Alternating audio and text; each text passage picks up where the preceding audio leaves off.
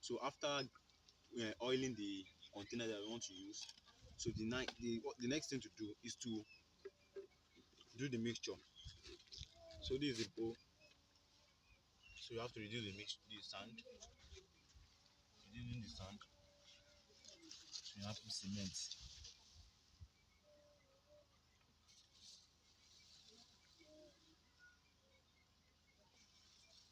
So the quantity of cement you are going to put will be determined by the quantity of sand.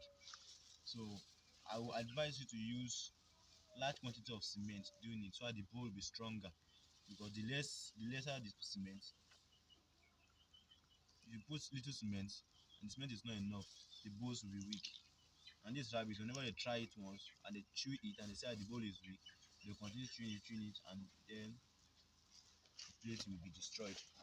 So I'll advise you to put plenty cement so that the thing will be solid and strong enough for them not to be able to eat it. So I'll put the cement now. So it's now time just for me to mix the cement in. So once you just mix it in, don't pause. So this is how the mixture is going to look like after mixing it. The color of the sand will not even show at all. It will be almost like pure cement, but whereas there's sand there. So this one is going to produce a very strong rabbit feeder. So after doing the raw mixture, you now make a piece of middle of the mixture. Then you now put water.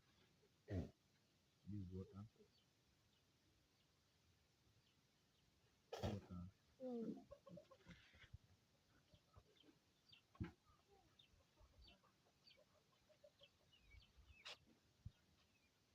water.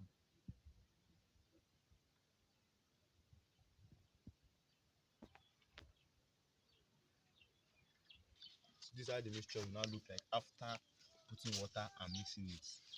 After to put water while mixing it, the mixture just go to look like. So now the next thing